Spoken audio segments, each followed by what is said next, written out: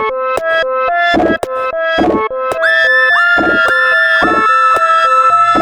Helen. And I'm Liz. And we're sisters Scientists. and lifelong X-Files fans. And this is We Want to Believe. All right. Welcome to a very special episode of We Want to Believe. Special in that Liz and I are both academics. It's the end of the semester. And we didn't really feel any burning desire to watch this episode. So we're going to watch it now. So what we're doing is we're going to watch a little of the episode, pause it, talk to you, pause the recording so you don't have to just sit there in silence listening to us watching it, right? And we'll just cut back in every couple scenes, tell you what we're seeing, tell you what we think about it. Yeah. We've watched the cold open already. Yes. Oh, this is, we're watching Genderbender, by the way. Yes, Genderbender, which is still season 1, episode 14. And before we jump into this, do we have any updates? When did you want to give your update on worms? Oh my gosh, I would love to give my update on Worms right now. All right, go for it. Okay, so Worms, it's a town in Germany, and it looks pretty cute, and it's super important in the history of the Reformation and Martin Luther, and so there was this thing... No, hold on. Oh, God. W-O-R-M-S. Yes. Like, okay. Just spelled like worms. I mean, it's probably verms, right, but it is absolutely spelled like worms. Okay. And I will say... this is me being real vague again. I'm going to be like, here's some kind of stuff that there's going to be somebody listening to this being like, oh my God, you know nothing, which is fair. And it'll be your husband. Yeah. So it has stuff to do with the Reformation. It's important because of this thing called the diet of worms, which is also not what it sounds like. Oh, I thought it would mean like, to lose weight, only eat worms. But no, that's... I like your interpretation better. Neither is correct. Okay. It was... Oh, God. It was a big thing that was bad for Lutherans. It was a conference? Is that the word I want? It was some... Okay, so here's the thing. In today's episode, as we explained, we're going to be pausing to watch bits of the show. I'm going to take a moment to remember what the hell the Diet of Worms is, because... Wait, but so it's like... It was an event. It was an event. In Worms. Okay. Back in the 1600s. So like the Constitutional Congress. It's more... I mean, yeah, and it's called... It was this thing that happened that Did it involve food? No. Why was it called the Diet of Worms? I think diet can mean something else, and I just learned this when I was learning about worms. I mean, like besides anything nutritional. Yeah, nothing. I mean, I know diet can mean just like what you eat, not necessarily dieting. No. It's like, my interpretation is you can use diet to mean conference or something. We're going to find out if that's true when we pause this and see if I'm like totally full of shit. If I am, it's not intentional. But yeah, more on worms to come at the end of this episode. So, yeah. A reminder, we're scientists. Yeah.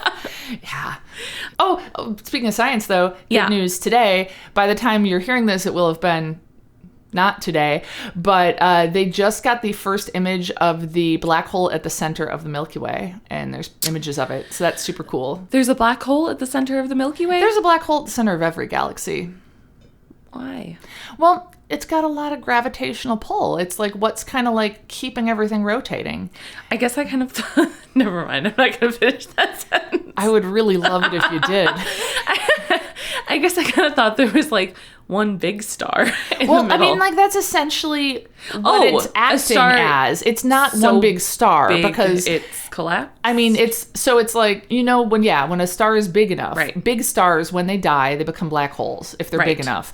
And black holes can eat other stuff and get bigger and bigger. And by bigger, I mean denser. I don't mean diet of black holes. Yeah, the diet of black holes. Yes. They should have a conference. And why are we so misunderstood? Yeah. Oh. Yeah, so it is kind of like, I mean, I think of it like the engine at the heart of the galaxy. That's, yeah, I mean, you're picturing a big star for the right reason. It's just not nearly big enough. Like a single star is just not big enough for what you're picturing. Okay. Or for what we would need. Right. Right. But yeah, a black hole can form and can get bigger and bigger and bigger as it gets more and more and more massive and therefore more dense. Okay. Okay. So yeah. What does the picture look like? It looks like some blurry orangeness with a black dot? hole. Not dot, actually. Kind of spot, at the center. Different than a dot. It's bigger than a dot. It's a spot. Yeah. Okay. Ooh. Yeah. It's neat. What? So we haven't had a picture of that before? Not like this, I guess. Oh, wow. Yeah. I'm not super knowledgeable about, like, what images we have and stuff in astronomy. But no, like, this is newsworthy. And so, on my, like, all my scientist, physics type people are posting about it right now. So, neat. Breaking news. Cool. Yeah, look up the image. It's neat. Yeah. Anyway, it has nothing to do with X-Files or worms I mean, it has lots, More than the diet of worms. Yeah, that's fair. Yeah. The Day We Fought Space, a wreck-em-up with spiraling chain reactions, is now available for pre-order on the App Store. As a physics professor, I especially approve of this game. More about reaction than rehearsal, you'll use physics to your advantage as you create dynamic chain explosions to take your enemies down. You can personalize your ship to best suit your playstyle and the mission at hand with zany weapons such as an orbital blade, an ice laser, or a wrecking ball. The best part is that The Day We Fought Space is coming from a close friend of ours and of the podcast, Catherine Kimport, who is the game writer-in-chief at Tersiops Truncatus Studios. See if you have what it takes to reclaim the solar system in this gritty and dynamic side-scroller. Pre-order now before The Day We Fought Space's official launch on May 26th. Visit thedaywefoughtspace.com/purchase to order now. So we started watching Genderbender. So we just got through the cold open to the title, and there's some very early 90s music in a very early 90s club. The club really struck me as one of those places that Hollywood creates to be like, this is a cool, hip, kind of debaucherous club for young people who are hip and rich. And you're like, is this a real place ever? I don't know. There's like a woman dancing in a cage and like generic 90s music that isn't an actual song because that would require rights. Yeah. And we see this dude and he's like, he hits on a girl, nothing seems to happen. Well, like at a bar, that blonde girl. Yeah. And then he's like standing by like a horoscope machine. Right. If you will. I thought it was an ATM, but then it said horoscope and had like a keyboard. Yeah. And he's got his hand kind of resting on the side of it. And a woman comes up and kind of grabs the side of his hand, which is a real weird way of picking someone up. And they kind of look at each other, and she's holding like the, I don't know what the term would be. Like the webbing between the thumb and forefinger? Right, yeah. And then they show them back at someone's apartment. She's climbing out of bed. It's clear they slept together. And she's not speaking, which is weird. Yeah, she's being kind of weird. And she kind of just like backs up. She's like standing in like the ensuite bathroom just like watching him. Yeah. And he's like, oh, that was great. And then he starts choking. Yeah. And like some foam or something comes out of his mouth. Yeah. And then they kind of film her again. And they film down to her feet. And then they film her again.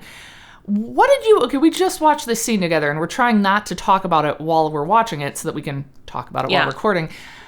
Did she turn into him? Or did she just turn into some other dude? Oh. If she turned into him, I find that intriguing. Right. If she just turned into some dude, I'm really not interested, and the whole thing is gonna strike me as super, super transphobic bullshit. But I think it was just... some dude. But I don't... Yeah, I mean, because I think the initial guy had longer hair. He had floppier 90s hair. Yeah. Well, so I we'll guess see. We'll see what's going on. I was wondering, it seemed like whoever this killer is was stealing the guy's clothes. Yeah. So I found that interesting. Yeah. I don't know. Yeah. We'll continue. Yeah. Yeah, and we'll pause it again, or we'll talk again when there are interesting things to talk about, which could be... soon or could be never. Yeah. This could be the end of the episode. All right.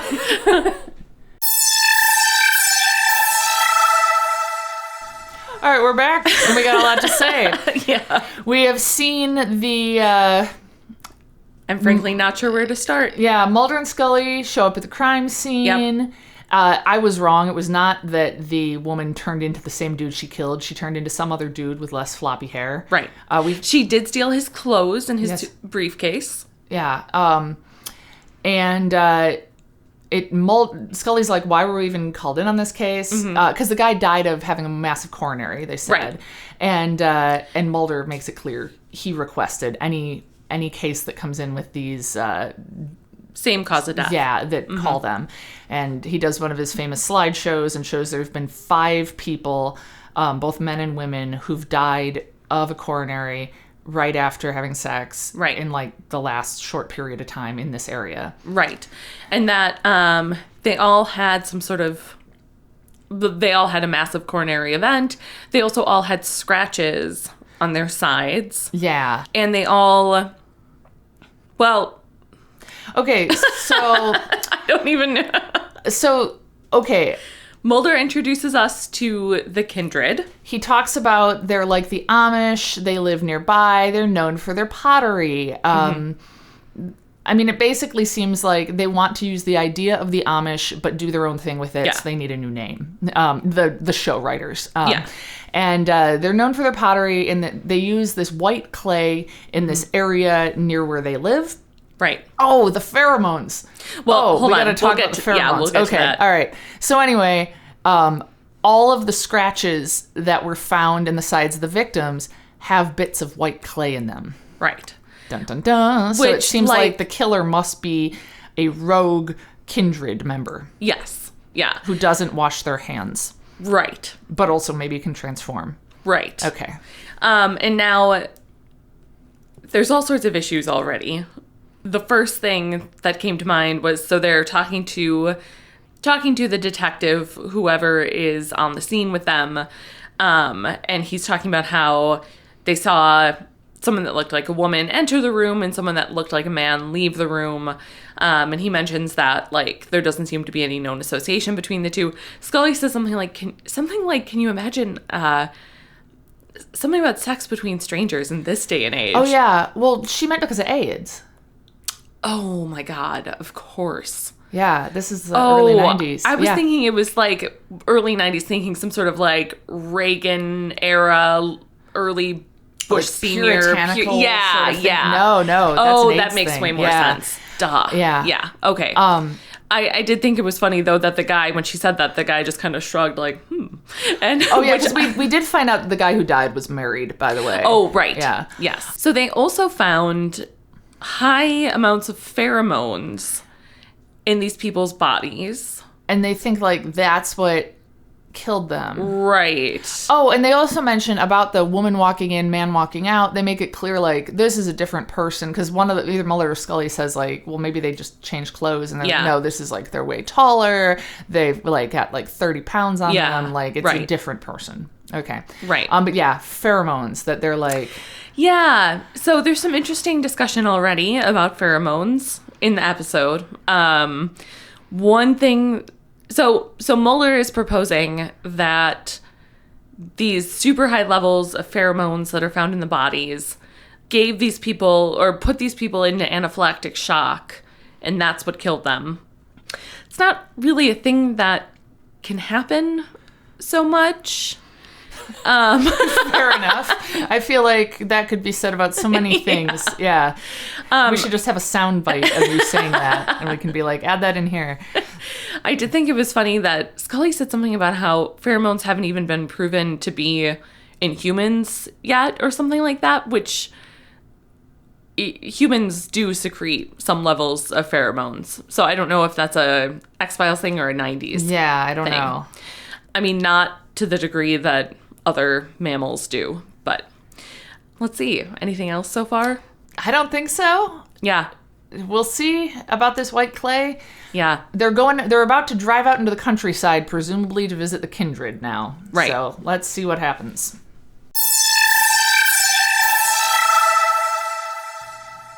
So Mulder and Scully show up in a town, presumably near where the kindred live.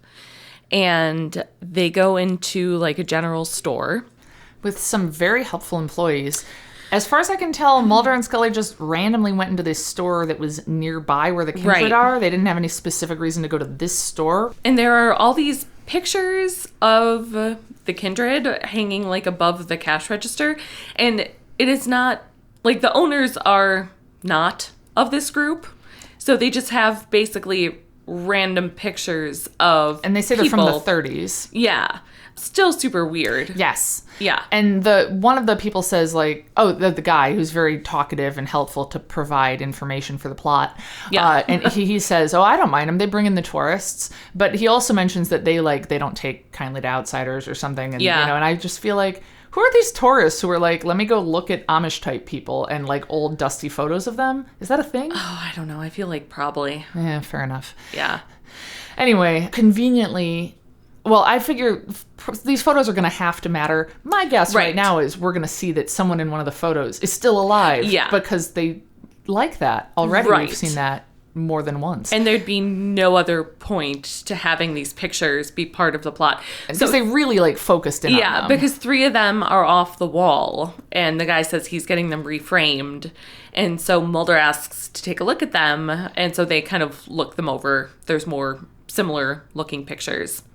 So they see a carriage go by, and so they leave the general store to follow the carriage, and Mulder is trying to get some of the people to talk. He follows them into a store, the feed store. Right. And Scully stops to talk to the guy who's tending to the horses, and he's not really talking to her. And then he says that he's not supposed to talk outside.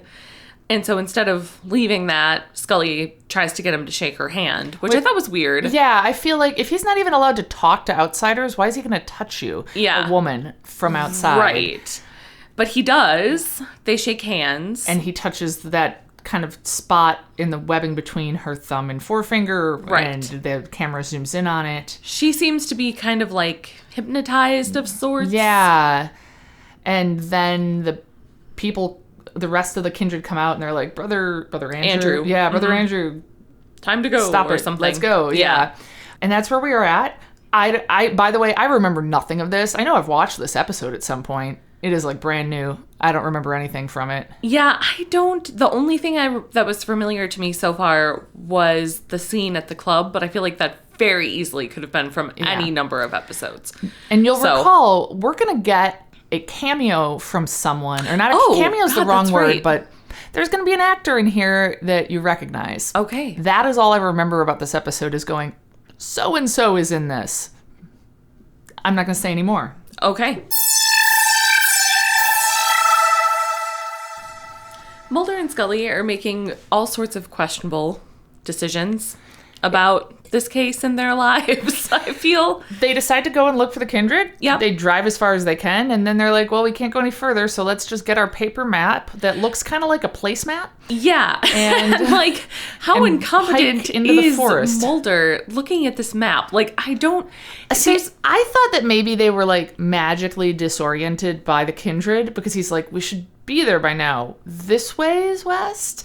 Okay, I like that option a lot better than just they're trying to portray... I feel like we've seen Mulder city with maps. folk being bad at maps. Right. I just mean, kept they're FBI agents. thinking about, like, this is so interesting in that nowadays, if it was like, we need to find the kindred, we wouldn't just randomly go into a storefront and be like, hey, tell me about your kindred. And and then like use like this paper map and just like walk there with no preparation. It would all be I feel like using there'd be more... Google. yeah. I feel like there should have been more preparation in the 90s. Though, yeah, absolutely. I was thinking like, what shoes are they wearing while they're hiking in the forest? I'm sorry. Now I have to interrupt to tell a story. Yes. Because it reminded me. So one Father's Day, it would have been 2013, and Zach and I went out to lunch with his parents, and Zach's whole family is very outdoorsy, very, they into like walking, and they walk hiking. fast. They walk fast. Yeah.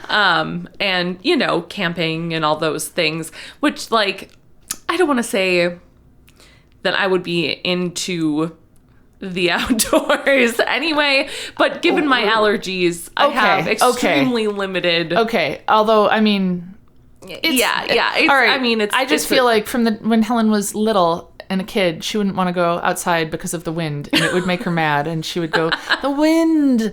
So that's my what friend I think Erica would make fun of me for not liking the wind. This was when we were like 20. Like, this was not as a kid. We'd be walking on campus and I'd make some comment and she'd go, "Oh no, the wind." That's a way to be consistent. Yeah.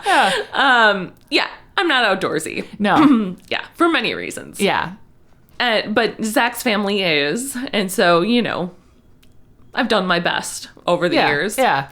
So we're out for lunch and it was Father's Day. And so I was wearing like a sundress and some like strappy sandals of some sort. Nothing like overly dressy, but cute shoes. Yeah. And someone proposed going for a hike. And so I was kind of like, oh, I don't, and kind of looked at Zach. I was like, I'm just kind of wearing these sandals. Yeah. And my father-in-law, Tom, said, it might be a good idea just whenever you're going to see us to maybe put some hiking shoes in the car. Gosh. I was like, Oh, God. Wow. Yeah. I was like, oh, all right. I thought I almost got out of that one. Yeah. So they're probably not wearing good shoes. They probably have not followed Tom's advice. No. And so they're like kind of lost, and all of a sudden they're surrounded by the kindred, like they're raptors. The attack comes from the kindred you didn't even know were there. And they are like, we can't let you go any further unless you give us your guns, because we can't have any weapons. Right. And so they do. Yeah. Well, so I noticed they take the clips out of them and give them the clips. Yeah. Which still seems so they can hit someone with a gun. Right. Yeah. Like, I mean, FBI 101 gotta be, right? I mean, I don't know what FBI 101 is, but I imagine it's not. If someone asks you to give them your gun, you should do it. If they ask really nice and promise they're not going to be violent. Yeah. When they give up their guns, then we meet Sister Abby, who seems to kind of be in charge, and she says something to the effect of like, "Now we're all safe," or "Now we feel safe," or something. And I was thinking, like, that's never been less true, I'm sure, for Mulder and Scully in this scenario.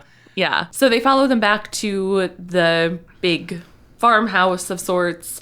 You made a comment about how fake the farming looked. Yeah. We see some people just like standing in a field. Yeah, with like holding some like, I don't know, farming type stuff, but just kind of randomly spread out amongst the, I don't know. Is it wheat? It looks like it. Yeah. I could be told it was wheat and I'd believe it. Yeah. It seemed very like, look, they're farming, but there's pretend to farm now. Yeah, exactly.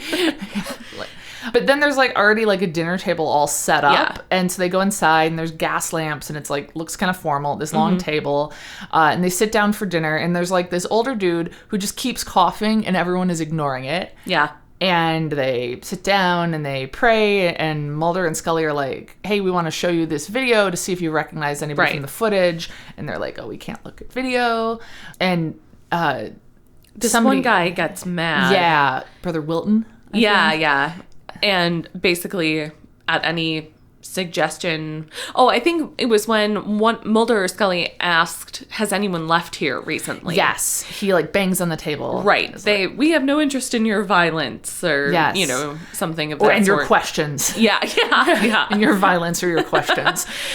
And so Sister Abby stands up and kind of reprimands him, which was weird. It was weird. It was, I mean, these are both grown adults. Yeah, and she's like, basically, we're not allowed to get angry, and so you better apologize. Right. She said something, what was it? Something about apologizing for your wrath? Or yes. Because I made note of it in my head and thought next time one of my kids is yelling, being like, Brother William, I expect you to apologize for your wrath.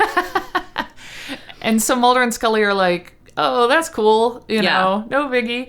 And then dude who's been coughs harder and harder and then seems to be choking. Right. And they're like, don't intervene. Yeah, Scully tries to go over to help, and she's like, he's struggling to breathe or something like that. And they're say something, they'll deal with him. Yeah. They'll take him away. Yeah, it's clear they're just going to let this guy die, I think. Presumably, or do some sort of magic on him. Oh, maybe. Yeah. Okay. Or, what if the guy comes back, but he's Someone different else? and younger Maybe. or something? Yeah. Let's see. Yep, and I believe it is this next scene where we're going to see the person that you should recognize. Okay.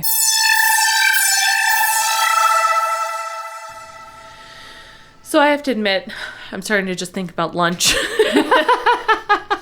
Feeling kind of done with the episode. It got kind of like, I think everything that we just saw in the last couple scenes could have been achieved in half the time. Yeah. So Let's explain how quickly it could have been done. yeah.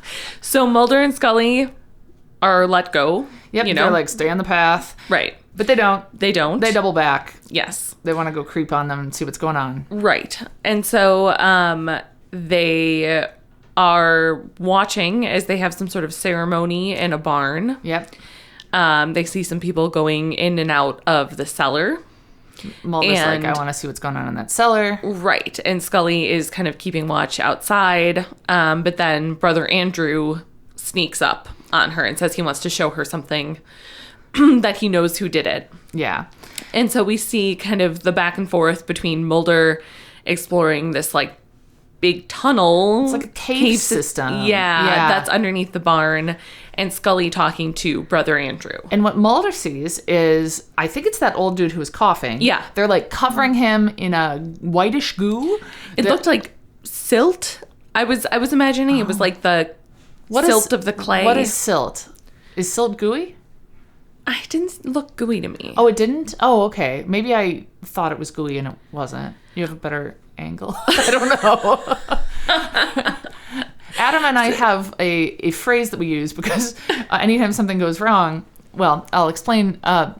One time we were heading to Europe, I think it was 2014, we had a rental car, and we had just stopped at Starbucks, and I kind of put my hand on, like, the door handle of the rental car, and kind of in the, like, little divot, you know, where, like, you can store change or something. I kind of put my fingers in there, and there was goo. Oh. And so we said, we applied it towards the trip we were taking, but then we use it for everything in life since then. You can say, at least it's not goo.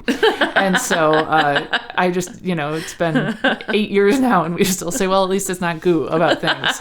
So in this case, it may or may not have been goo. Yeah, it may or may not have been some sort of white substance. Yeah. And at this Probably point, related to the clay. Yeah. I'm thinking. And I'm, at this point, really thinking about, have you read the book Mexican Gothic? No, but I think you told me to read it. Yeah, I couldn't think of the name of it, so I Googled mushroom horror book, and I found it. Ooh, well, don't eventually. ruin it. Yeah, and it's not mushrooms exactly, so it wasn't one of the first hits. But Okay. it's really creepy, but there's a lot of Okay. stuff that's reminding me of some of the imagery in this episode with rejuvenation, creepy families, isolation, caves, and goo. So I really interesting. recommend it. It's a really, really good book. That's what I've heard. Yeah. Yeah, it just for some reason never seems to make it onto what I'm reading. Yeah, but and I mean, I like, want to. I put it on hold at the library, and it took forever to get it. 'Cause Yeah. it's popular. So Yeah. So he sees this guy covered in goo Yep. lying there. yep, And then he eventually tries to leave, but there's kind of people blocking both exits. and he overhears them talking, and like they know that Scully's in the house. Right. And so Scully is talking to Andrew, Brother Andrew, and he is showing her some magazines and saying that these are from his former best friend, Brother Martin, and the two of them would go walking. They were interested in the outside world. And I think he says something about how Martin liked the magazines, even the paper was slick or something. And Oh, buddy. yeah. And he keeps hinting that Martin is different. You know, Martin Yeah. and Scully's trying to be like, well, why? And he's made it. He sure seems to be implying Martin's the killer. I don't know if Yeah. he actually comes out and says that, but I got that impression. Yeah, for sure. Yeah. And then he like touches Scully's hand. Right, And like does the other people were. Yeah, and honestly, like the scenes in the club, it makes it seem like once you like get your hand touched by one of these people, you're like, ooh, I'm into them. Right. Whereas this felt more like Scully was roofied. Yeah, right. Yeah, she becomes all disoriented and stuff, and he pushes her back on the bed, and that's when Mulder breaks in. And so then the two of them leave. Yeah. And yeah, it's I mean, I don't even know. See, here's the thing. Sometimes the X-Files is so far in one direction that it's like spooky and intriguing. And sometimes it's like almost relatable. And I feel like this episode is in the middle where it's like they're talking about pheromones and cardiac events and things that are real, but using such, I mean, like, what are we supposed to think that this person is transmitting hormones through their hand into the other person and it's like drugging them? Like, but then they're also somehow able to psychically kill people. And then also shapeshift. Right. Of course. Yeah. Yeah. So, like, I feel like it's like in the not sweet spot in the middle. That's of interesting. That makes sense. Yeah. Because, like, Tombs is super creepy. Yes. None of this is creeping me out. No. It's, I mean, I don't care for the goo. If it is goo. It may or may not be. But, oh, yeah. So when Mulder and Scully leave the house, like, all the people are out there, and Sister Abigail's like, we told you, I don't know, to leave or whatever. Yeah. And they just kind of stare at each other for a moment, and then, like, the crowd parts, and they're like, leave. Oh, I thought they were going to, I don't know, abduct them or kill them or something. Right. Take them into the cellar. Seeing that would have been more interesting. I suppose, but we needed to get to the next scene, which I was waiting for. Well, hold on. One thing okay. I remembered was when Mulder and Scully were walking back to the car the first time, Mulder mentions that he feels like some of the people that they were just talking to were some of the same people in those pictures from the 30s. Speaking of Tombs. So, right. Yeah, and also that got brought up in Fire as well with, like, this name, Cecil Lively, has come up multiple times, blah, blah, blah. I feel like they're like, well, when in doubt, make it that these people, the villain has existed for decades and decades and isn't aging. Yeah. Like, they're trying to put too many things in here, I think. Yes. They're over-egging the pudding. Is that a phrase? It is. I don't know where I picked it up, but yes. I hope it's a phrase. It is now. Yeah. Anyway, so then we see back at the club showing presumably the murder or someone, maybe not. There's like a dude on a phone. Right. And it's Krycek. It's Krycek. Except Agent it's, Krycek, I mean, it's but it's not. It's Nicholas Lee, the actor who goes on to play Krycek. Yeah, which was very exciting. Yeah. That was worth it. Yeah, I mean, if you are not already a big X-Files fan, you might recall Helen talking about her favorite episode in which Mulder punches Krycek in the face. This is the several times, I believe, in that series of episodes. It's a real good one. Oh, God, it's so good. All right. Remember when he gets his hand cut off in the tea bag and the dunking of the tea bag? Yeah. Me and Amanda used to imitate that.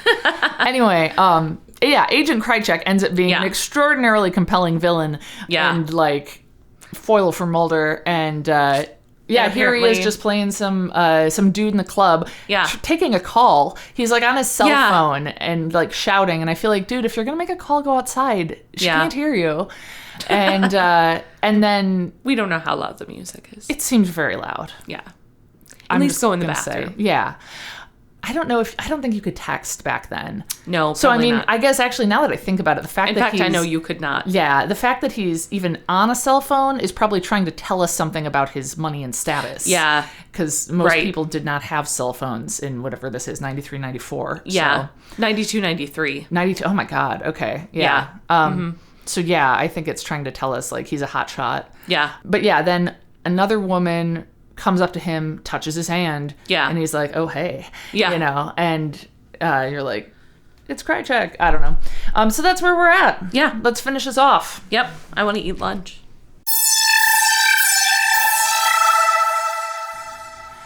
Aliens. Yeah. Aliens. They were aliens. Because, of course there wasn't enough going on in this episode. Yeah. We just finished it. It's a bit of a letdown. I mean, was it a letdown? No, we were expecting. Yeah. Yeah. Krycek's attacked. Yep. And there's some transphobic language. And they, like, while they're in the hospital interviewing Krycek, who's not Krycek. Yeah. Michael, unless it's his origin story, which I like that. Yeah. while they're in the hospital interviewing him, they get word that the credit card stolen from the original victim was just used to order takeout at a hotel. Yep. And so they like go and they show the hotel room, which doesn't look like a hotel room. It looks like a weird apartment. Yeah. And there's a woman in there who's like monologuing. Oh, but then there's like a dead guy in the bed that you see she's talking to. And she's saying things about how like touching like a human man or a human woman or whatever. Right. And you're like, oh, so you're not human? And the Mulder and Scully burst in, and she, because it's so dark in there, kind of like gets the jump on them, gets out in the hallway, turns into a man and hits Mulder in the face. Maybe. I might have the order wrong. I will just say this. They show the transformation into like another person, and it was just like the, have you seen, remember the Michael Jackson video for Black and White? Yeah. Yeah. Is it black and white or black or white? Oh. It's black. Oh, while you're looking that up, I'll Yeah. correct myself that I looked it up and that this is 93-94, not 92-93. It's black or white. Black or white. Anyway, that like it was like the exact same sort of technology that's in that music video. It like she even like turns her head and then now it's a man. And I feel like and they also say Mulder mentions that when he was down in that cave system, he saw the old dude who was choking, like buried alive in like the wall of the cave. Yeah. And he was like transforming into a woman. And like I feel like it's so boring, extra dumb to make it like switching between man and woman. Right. They're shapeshifters. Why don't we focus on the fact that they're shapeshifters? Yeah. Like rather than like from one gender to the other. Well, and I also thought it was interesting. Scully says something like about a woman bringing down the 200-pound cop or whatever, because there's a cop. Oh yeah.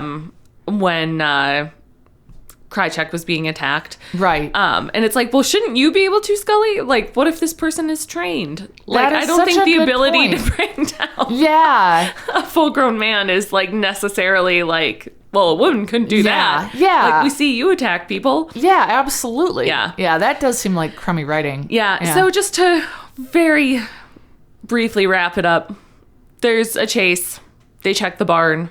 No one's there. Or the farmhouse. Oh, well, before that, the killer person runs out of the apartment building. Scully chases him because Mulder's been punched and is down. Right. And out in the alley, all of the kindred like show up in the shadows, and surround the victim, who's just wearing like a sweatshirt and white underpants. And I felt like, put some shorts on. Like, come on, fashion design for this episode, costume designers. Yeah. Anyway, the underwear were distracting me, and not in a good way. And Scully's like got her gun on them, but they're like surrounding him, and then brother Andrew is there and is like, you know, like, let us do this or whatever. And then Mulder comes out, and Scully gets distracted for a second, so brother Andrew like knocks a gun out of her hand, and then in the hubbub they all disappear. Yeah, they like you see their shadows in the alley, and then they just disappear. Ooh, they're gone. Yeah. And so then they go to the farmhouse. The farmhouse is empty. Right. They go to the barn. It's empty. They open the door that led to the cellar. It's sealed with like concrete or something. But then someone's like, you got to look in the hayfield, so that's what that fake farming was? Hay? I guess so. What is hay? Is it different than wheat? I don't know. I don't know.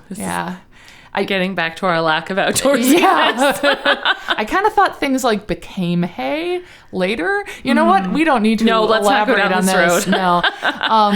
And so they go out there, and it almost looks like a crop circle or something. Like it's all flattened grass. Yeah. Because Scully's like, where could they have gone? They have no means of transportation. Last line of the episode, Mulder saying, no earthly means of transportation. Yeah. It was aliens all along, and they left in their spaceship. Amish aliens. Yeah. I did not think that this episode was going to go towards Amish aliens. No, same. Yeah, that was not in a good way. Not in a good way, though. Yeah. Well, do you have worms updates? I do. So the diet of worms. First of all, diet is the old timey definition of that. It coming from like a different root is a regular meeting of the states of a confederation, or a meeting or session of a court or a legislative assembly. So that type of diet of worms. And the diet of worms was basically in 1521, the Holy Roman Empire, like they're like, hey, we're going to like call a meeting in Worms, Germany, and we're going to make Martin Luther recant all the stuff he's been saying about the Pope and whatnot. And Martin Luther was like, nope, I won't do that. And they were like, great, you're a Heretic? Thank you. I got paranoid all of a sudden. I was like, oh no, I don't want to have to title the episode something else I can't pronounce. Yeah, so they were like, they say the edict that he was a heretic. Signals the first overt schism between Luther and the Catholic Church. So that is the deal with the diet of worms. That's super interesting. No, it's... So you would have preferred small leaves. Yeah. And what else do worms eat? I don't know. Okay. Maybe smaller worms. I don't know. This is a question for next week. Yeah. Learn more about worms with We Want to Believe. And then I do have a spooky story Yes, tell to that. share. And next week is Lazarus. Which I believe... I'm going to say something like real insightful here. I think it has to do with people coming back from the dead. Yeah. Yeah, I can't quite remember anything else Me about neither. it. I don't have a bad feeling about it. Same. So, Yeah. it's an improvement. Yeah. Yeah. Okay. I will also say, for some reason, it makes me want a popsicle, but I don't know why. Does it make you think about popsicles at all? No. Huh. I don't know. I'll look into that. Yeah. Okay, so this is from our friend Alita, and this is another story that I think falls in the sort of premonition category. Ooh, okay. She says, once when I was in college, I was kind of lonely, and my friend was having a party, but something told me to stay home. I thought on it, and last minute decided to head over. But I had this awful feeling as soon as I left my house, and I kept thinking maybe I should go back, and it got worse and worse. Until I was on their street and it sort of went away. And she's biking, by the way. So she's biking from her house to her friend's house. Okay. And she's biking through this intersection. And she says, and the bike lane is next to a bunch of street parking. And as she's going down this hill on her bike, someone opens their car door and she hits it going full speed. Ooh. And totaled her bike and messed up her knee and lacerated her neck. Ooh. And she says, the weird thing was when I was talking to the driver while waiting on the paramedics, and he said his wife mentioned to look out as they just passed me riding, and he also had a bad feeling. So they had driven past her while she was on her bike, and then parked their car, and then opened the car door, and she hit it. Like, they kind of overtook her, and so both she and them had like bad premonition feelings about the incident. Interesting. Yeah. Huh. So. Wow. Creepy. Yeah. Yeah. So. Yeah. Send us your stories. Yeah, we're going to have a good one coming up from our own father soon. Yes. Yeah. Yeah. Alien related. Alien related, yeah. It's not ghosts. It's not premonitions. It is just aliens. Yeah. They're not Amish. Well, they might be. It was in Pennsylvania, actually. Oh, my God. Yeah. Oh, my God. We figured it out. Interesting. Well, TBD. Yeah. And, until next time. Bye-bye.